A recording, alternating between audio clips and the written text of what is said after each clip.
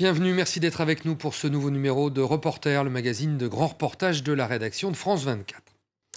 Direction le sud de l'Europe, là où le soleil brille, les températures sont clémentes et où les fruits et légumes poussent facilement. Ces fruits, ces légumes qu'on retrouve sur les étals des marchés sont pourtant récoltés dans des conditions douteuses. Aussi bien en Espagne qu'en Italie, où va nous conduire cette enquête, ceux qui travaillent dans les champs, les serres ou les vergers sont bien souvent des travailleurs au noir ou des clandestins. Et ceux qui les emploient, des exploiteurs de la misère humaine liés la plupart du temps à des organisations mafieuses. C'est un reportage de Valérie Labonne, Natalia Mendoza et Laura Sipan pour France 24.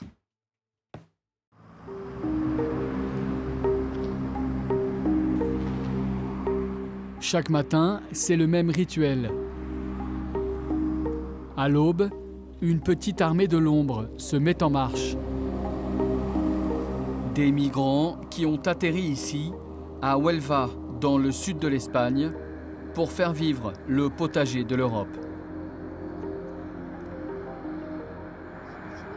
Dans ces serres, 5 millions de tonnes de fruits et légumes sont ramassés chaque année. Ils alimenteront les étals des marchés et supermarchés européens. 90% de ces petites mains viennent d'ailleurs. Africains, polonais, bulgares ou roumaines, comme Yulia, qui récolte ici depuis 6 saisons. C'est un bon travail. Il faut savoir comment faire et ne pas avoir de problème au dos. Moi, je gagne 36 € par jour, soit 6 € de l'heure.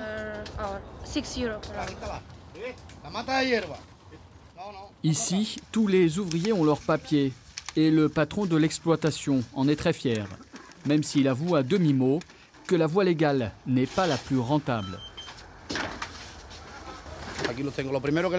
Moi, la première chose que je demande, c'est les papiers de sécurité sociale et la carte d'identité.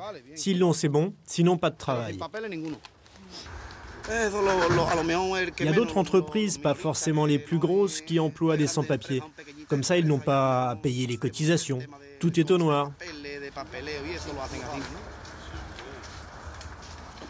Pour les exploitations qui emploient des clandestins, pas de cotisation à payer, ni de précautions à prendre. Ces images ont été tournées clandestinement au téléphone portable à l'intérieur des serres. On voit des employés pulvériser des pesticides dangereux pour la santé, sans masque ni gants. L'ouvrier qui filme enregistre un message, une bouteille lancée à la mer.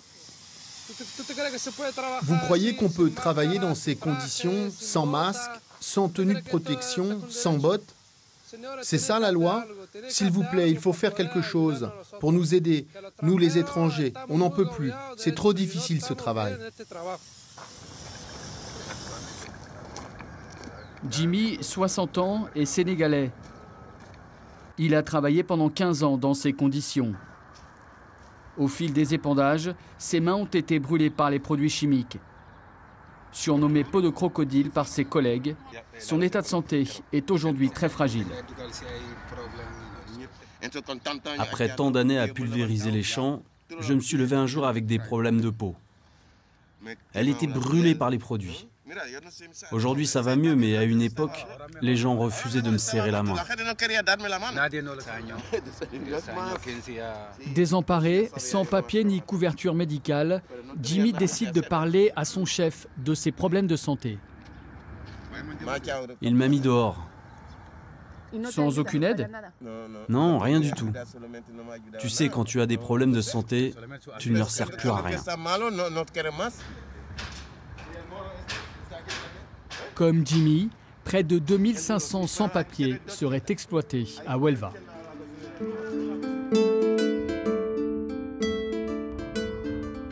Et pour ces nouveaux esclaves, pas question d'habiter au village. Ils vivent dans ce que l'on appelle ici des chabolas, des bidonvilles d'un autre âge, bien à l'abri des regards. Il y a quelqu'un? Spitou Mendy fait partie d'un syndicat ouvrier. Cet ancien sans-papier sénégalais a lui aussi travaillé dans les serres. Chaque jour, il arpente les différentes chabolas du coin. Celle-ci est habitée par une trentaine de ramasseurs de tomates, comme Kwasi, un Ghanéen arrivé il y a 4 ans. C'est Kwasi. Alors, regarde, mon plafond il est fait en plastique et en papier. C'est dangereux. Avec une ampoule, ça peut prendre feu rapidement. Ça se répand partout. Spitou enquête sur le terrain depuis près de 10 ans. Il connaît par cœur les méthodes peu scrupuleuses de certains patrons agricoles, comme ces contrats de travail à identité variable. Ça, c'est typiquement ce que j'appelle des contrats poubelles. Chaque 3 mois, le patron, il te fait changer d'identité pour pouvoir continuer. Ça veut dire quoi? Il coupe ton ancienneté pour ne pas avoir des problèmes. Pour Kwasi et les autres, c'est double peine. En plus des contrats poubelles, ils sont sous-payés. Tu sais combien tu dois toucher par jour? 34 € par jour. C'est ce que te propose le chef. Tu sais que légalement, tu dois toucher 46,70 € par jour.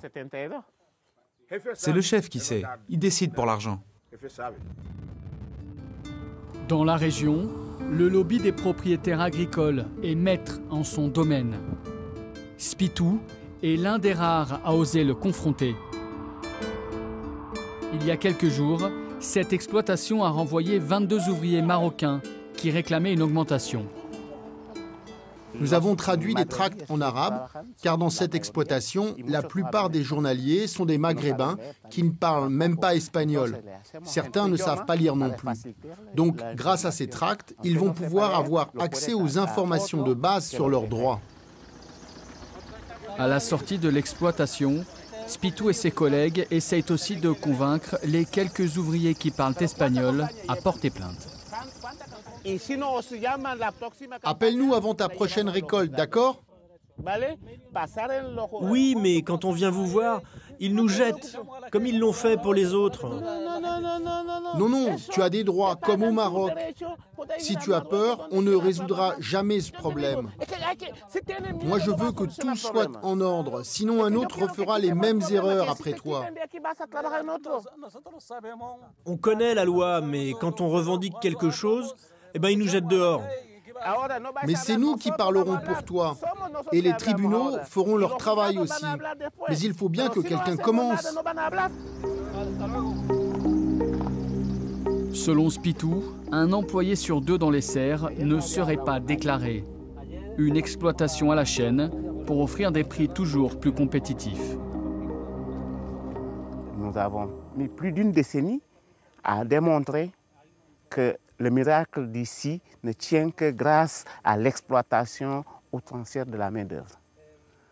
Donc celui qui va au marché, je l'ai vérifié sur plusieurs étals, tomates d'Almeria, courgettes d'Almeria, il sait parfaitement que c'est moi, l'esclave, qui est en train de nourrir l'Europe.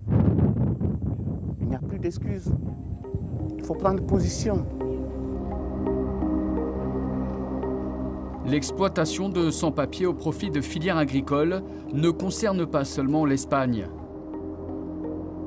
De l'autre côté de la Méditerranée, en Italie, les fruits aussi ont un goût amer. Chaque année, près de 400 000 migrants sont embauchés dans les campagnes pour les récoltes. En Calabre, dans le sud de la péninsule, la saison des agrumes bat son plein. Après 10 heures d'efforts, ces hommes rentreront avec une vingtaine d'euros en poche. Un salaire de misère après un long et dangereux exode. Dieu m'a sauvé, car la traversée de la mer était très dangereuse. Et en Libye aussi, c'était dangereux. Il y avait des combats, la guerre partout. Contrairement à l'Espagne, en Italie, les filières de récolte sont centralisées. Et tout en haut de la pyramide plane le spectre de la 'ndrangheta, la mafia locale. Pour s'attaquer au problème, l'État italien multiplie les contrôles des conditions de travail.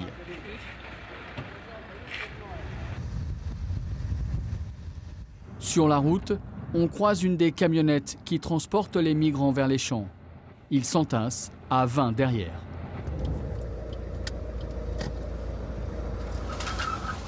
Vos documents. Descendez. Lentement, ne tombez pas. Lors de descente dans les champs, ces inspecteurs sont toujours accompagnés d'un policier en civil. C'est ton contrat? Ok, c'est un contrat à durée déterminée. Un banal contrôle comme celui-ci peut cacher des dangers. Ici, nous sommes dans une zone avec une très forte présence criminelle.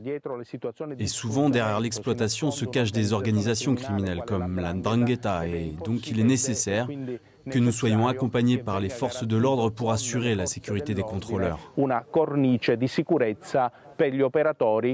Les inspecteurs le savent, tous ces hommes sont sous la coupe de ce que l'on appelle ici un caporale, un contremaître qui touche 5 € par jour sur chaque salaire et taxe aussi l'hébergement et le transport. Les ouvriers, eux, ne savent même pas combien ils vont être payés. Pour pouvoir vivre et manger, combien on te paye? Quel est ton salaire? Je ne sais pas encore. Ce sera la fin de la journée. En octobre dernier, le Parlement italien a adopté une loi pour mettre fin au caporale. 6 ans de prison sont prévus en cas d'exploitation. Mais ici, la loi de l'État est concurrencée par la loi de la mafia.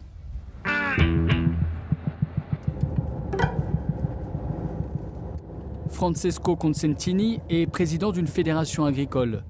Depuis 20 ans, il a suivi de près l'infiltration de la 'Ndrangheta dans son secteur. Un racket qui rapporterait chaque année près de 22 milliards d'euros au clan mafieux. C'est tout un système économique illégal qui a été mis en place. Il dépasse la simple production agricole pour s'étendre au processus de transformation, de distribution et de commercialisation des produits. Parce que la 'Ndrangheta contrôle toute la filière et organise les différentes phases, de la récolte jusqu'à la vente au détail. Au cœur de ce processus, l'une des plus grandes coopératives agricoles de Calabre, la Copam.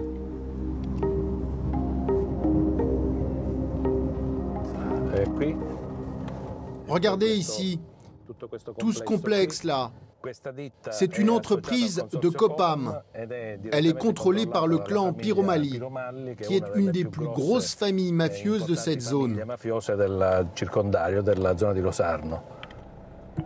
Les Piromali, l'une des familles du Gotha de la mafia italienne. Beaucoup de ses membres sont emprisonnés pour trafic d'armes et de cocaïne.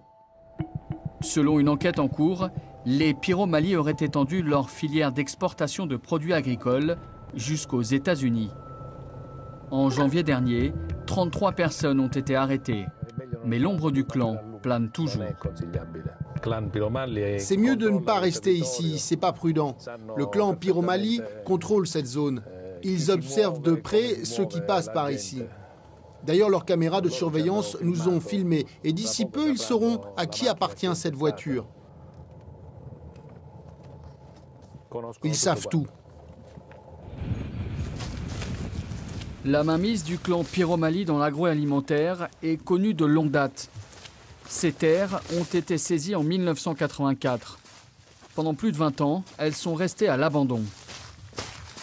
Le premier à avoir osé récupérer ces territoires maudits, c'est lui, Domenico Fazzari. C'était en 2005. Son objectif, court-circuiter les réseaux d'exploitation de migrants en embauchant légalement. On a commencé il y a 12 ans et personne n'y croyait. Dans l'imaginaire des gens, les biens saisis restaient la propriété des mafieux. Et donc, dans le coin, on nous appelait les fous. On disait « Mais vous êtes fous d'aller dans ces terres, c'est dangereux, car les clans ne vont pas apprécier. » Pas de quoi décourager Domenico, qui gère aujourd'hui près de 130 hectares de terrain saisis à la mafia. Mes travailleurs sont embauchés en toute légalité. Ils travaillent depuis des années avec nous, 7 heures par jour et 5 jours par semaine, comme c'est prévu dans leur contrat. Ils cotisent à la sécurité sociale, ils ont accès à l'assurance maladie, ils font des examens du sang, ils sont informés des normes de sécurité. Pour Domenico, ces embauches sont un acte de résistance. Un premier jalon posé pour barrer la route à la mafia. Bonjour à tous, comment ça va Antonio? Pour rallier la jeune génération à son combat, il organise chaque semaine des rencontres avec des lycéens.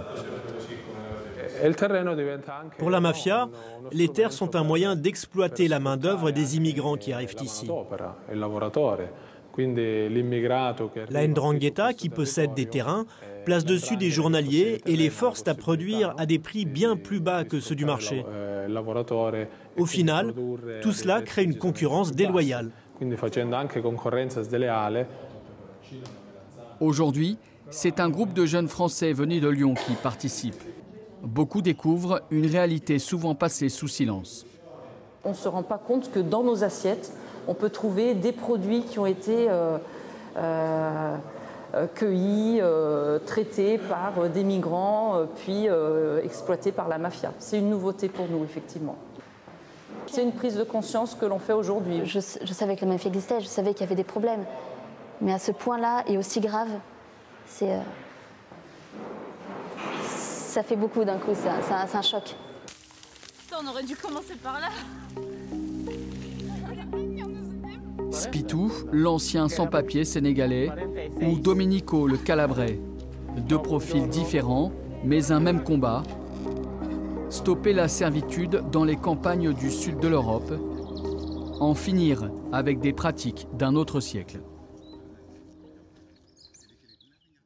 Voilà donc pour ce sujet signé Valérie Labonne, Natalia Mendoza et Laura Sipon. C'est la fin de cette émission. Merci de l'avoir suivi. On se retrouve la semaine prochaine pour un nouveau numéro de Reporter sur France 24.